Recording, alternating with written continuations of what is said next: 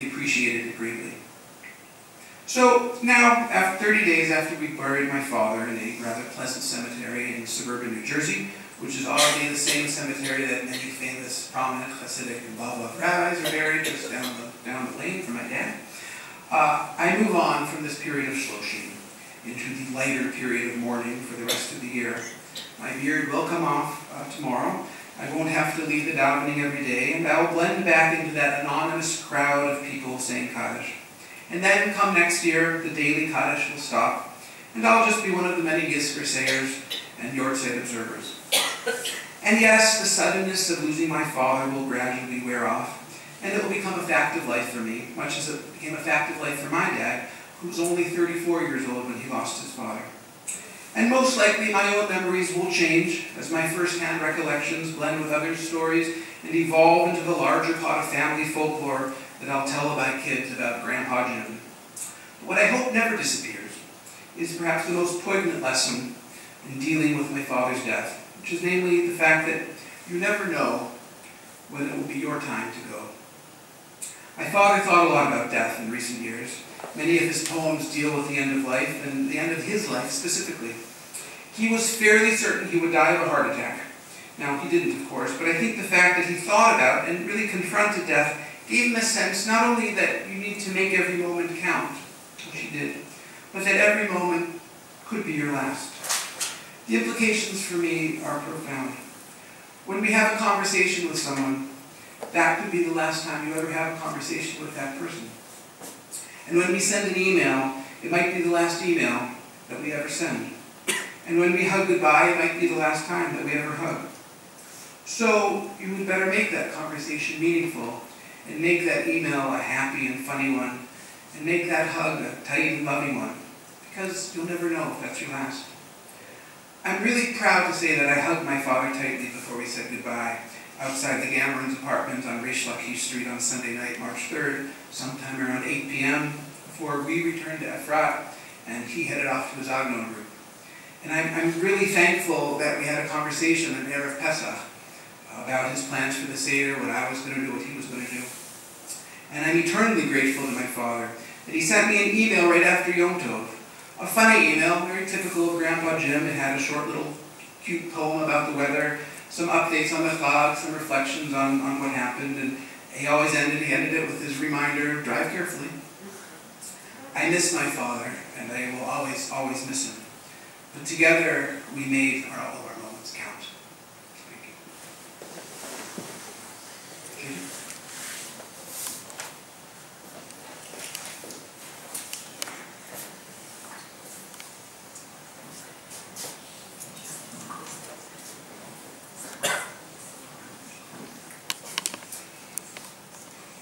These past 2 years, as we began to establish our roots in Israel, we were blessed with Jim and Judy's extended visits to share in our lives here and more specifically experience our day-to-day lives in Efrat. One of the things that I marveled at was that once they moved into their apartment in Jerusalem, they were constantly interacting with friends, going out for coffee, a walk, phone conversations, tiyulim, Shabbat meals, and unplanned chance encounters. It amazed me how many people Jim and Judy have forged such close, meaningful relationships with. Friendships forged, maintained, and cherished. These friendships all meant a lot to Jim and continue to mean a lot to Judy. One of the comments that came up in the formal addresses and the informal conversations at the Shiva was how Jim Diamond lived life to the fullest. He seemed to master the art of balancing all of his pursuits, his professional accomplishments, his academic interests, his hobbies and passions, his family and friends. Of course, all with Judy's incredible support. She truly enabled and facilitated all his pursuits amidst tending to the needs of family and the demands of her accomplished career. And it is this sense of making the most of one's life that I want to focus on, particularly as we, Eitan, Ellie, Shira, Avi, and I were privileged to witness. Ellie. Grandpa cherished the learning that he did with you. You were privileged to study with him from the time you were preparing for your bar mitzvah, with Grandpa sharing his insights on the anomalous and all the markings in the Torah, the large letters, the small letters, and other markings. Many times I wish that I was a fly on the wall, listening in to your phone and Skype conversations, but I respected the fact that these were special moments to be shared just between you and Grandpa. Grandpa taught us, Aseh Toratcha Keva, make time to study Torah. He would take out his calendar and expect you to do the same, to coordinate schedules. He taught us the beauty of learning Torah with family. Shira. Grandpa delighted in your commanding presence on the stage. He recognized that you shine at performing. When he attended your SK presentation, he was beaming from ear to ear as you belted out the songs and did the hand motions with great drama and gusto. He felt so privileged to watch you at Kerner Hall perform in the performance of Brundibar, accompanied by the Royal Conservatory Orchestra. Performances, birthdays, chagim, Grandpa and Grandma thought nothing of getting into the car and driving the 10 hours from Princeton to Toronto to mark special occasions in our lives. Grandpa, together with Grandma, taught us to seize those special moments and make time to mark, celebrate, and join in the special moments of those who we love. Avi, when we sat together on the plane ride heading to Princeton, and your bright smile comforted me during that painful trip, I asked you, tell me a memory of Grandpa. I expected you would talk about a tour we went on recently, or spending time with Grandma and Grandpa in their apartment in Jerusalem when you had them all to yourself. Or maybe a memory from Grandma and Grandpa's 50th anniversary celebration.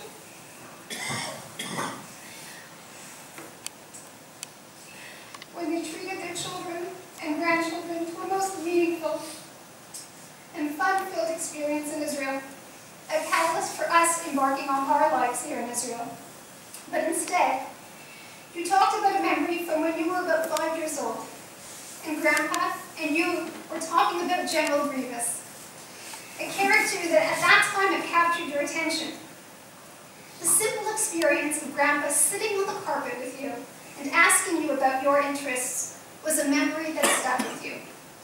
Yes, Grandpa taught us that knowing how to connect to people, identifying their interests, and sharing in their simple pleasures creates the most meaningful and lasting bonds.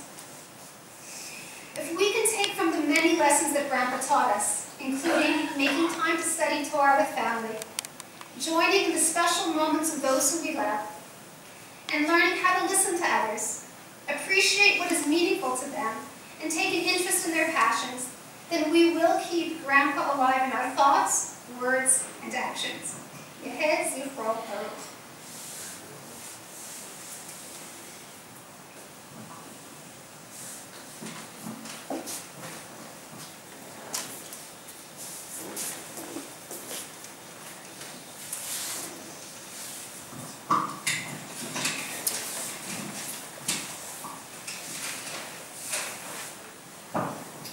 Peace. That's what I think about when I think about Grandpa. Everything he did displayed this wonderful quality.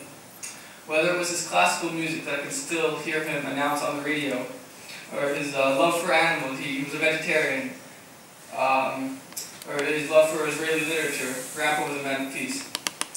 I can still remember him taking me out on warm summer nights when I was in Princeton to look for deer. We would stand among the fireflies and mosquitoes in a neighbor's backyard, waiting for deer to come, and I would call for them, and we'd get very excited whenever we saw a deer come. Another one of Grandpa's traits that I would like to mention that left an impression on me was his love of Israel. He came here about 27 times on Bronfman birthright to live here for vacation, to see family and friends, and so on. During the process of my family making Aliyah here, he was very supportive of us and said he really loved this place. About Israel itself, we had differing views about land, giving land back, but he made clear that the Golan, for example, was a very beautiful place and should always be ours, and Gush Etzion should never be given back. And he taught me a very important lesson, that sometimes if you don't agree with someone, you can still be very, very close, as I was with Grandpa. We used to study Talmud together. We would study Masechet Brachot. We would call a couple times a week on the phone or on Skype. And we would study, and our conversations really touched on so many different topics: astronomy, politics, history. He really taught me a lot about those. I remember a couple months ago when he came here with Grandma, we were walking around Jerusalem on election day. It was a day off. We were walking around laughing at all the election campaigns. Yeah. He left us all with memories. He is no longer with us, but what he left with us still remains. And that we have to take from him, his peacefulness and sereneness and his love of Israel, to learn how to live our lives. And it's really appropriate that the way we memorialize him is the Kaddish prayer, Oseh Shalom Yivromav, Hu Yaseh Shalom Aleinu. He who makes peace in heaven may make peace with us on earth. And the verse in Tehillim that was read, Urei Banim Levanecha Shalom Al Yisrael. May you see sons, children to your children, peace upon Israel. That really encompasses Grandpa's life. He was a great person. He saw his children's children, an amazing grandfather to me, and all he wanted was peace. Thank you.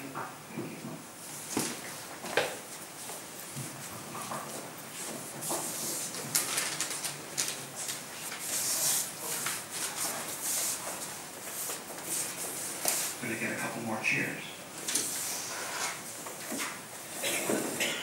While we're getting cheers, we'll divert your attention this way. I want to thank Ellie and Judy for those comments. We talked about my father from a family perspective, and I now want to turn to a slightly different perspective. We invited 3 of my father's friends from various parts of his lives to share their thoughts. We're going to hear from Terry Hendon, who heard about is among the most senior people in the room in terms of knowing my dad, starting way back in Indiana in the 1960s. We'll hear from Lady Lauer, a former Hillel colleague and friend. And finally, Jeffrey Sachs will speak, Jeff being testimony to the fact that my dad never stopped finding new people to get to know and share interests with, this time being shared love of Agnon, Talmud, and more. But before I turn the podium over to the 3 of them, I first want to share, as an intermission of sorts, a poem from my father. As I made reference to earlier, my dad wrote poetry. He started writing when he took a poetry class about 4 years ago or so, and it really seemed to click for him. During the Shiva, we brought out this enormous stack of poems. Frankly, I hadn't really read it or paid much attention to. We're like all amazed. Wow, my God, look at all these poems he wrote. And we're amazed at his ability to be self-deprecating, self-reflective, thoughtful, and often very funny in poetic form, sometimes in rhyme, other times in just free verse.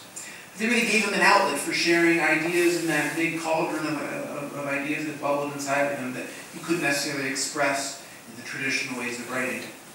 So the one I'm going to read is titled Self-Disclosure, and I think it's fair. It's my dad's memorial. Let him give us his own assessment of how he saw himself. I'm sorry about the font is not huge, but I wanted to get it on one page.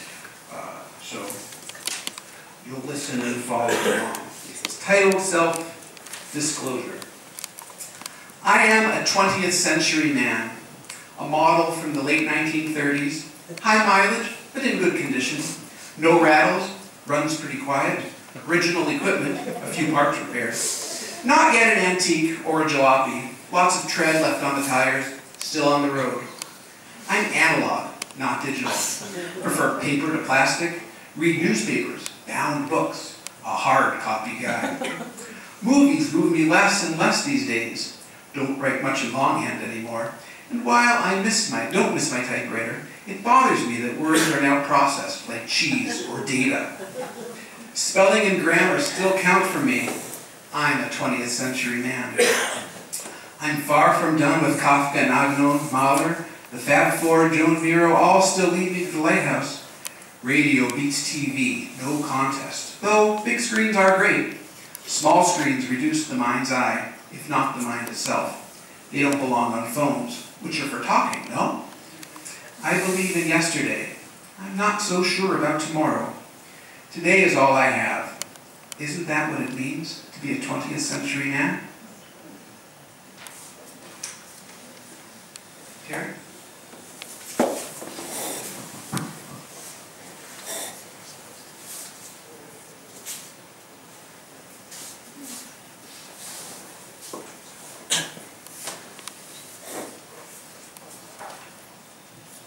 Thank you, Eitan, Judy, and family for including me this evening. I'm really glad that you both spoke at length before me, because you've now validated some of the things that I'm going to say about your dad that might have otherwise been questioned. Heading off to college in the fall of 1969, after rather intense involvement as an active Jewish youth organization team leader, repeated summers at a Jewish camp as a camper and counselor, and seriously influenced by a 1968 summer teen tour to Israel, some of those who knew me and knew my interests well didn't hesitate to mention the new Hillel Rabbi at Indiana University, thinking that we might click and appreciate one another. I believe that my freshman year was Jim's second as Hillel director in the thriving Jewish metropolis of Bloomington, Indiana. Fall semester, of course, had barely begun when the high holidays were upon us. The scene and experience of hundreds of Jewish students gathered for worship in the huge and elegant auditorium on campus was powerful for this girl from Munster, Indiana. Having made numerous appearances at Hillel already prior to the high holidays, another budding freshman, Ron Hendon from St. Louis, Missouri, waddled up to Rabbi Diamond at the conclusion of the service and let him know in no uncertain terms, this is not how we do it at B'nai Emunah in St. Louis. Little did I know then that Ron would become my husband some years later, that Jim would co-officiate at our wedding in that very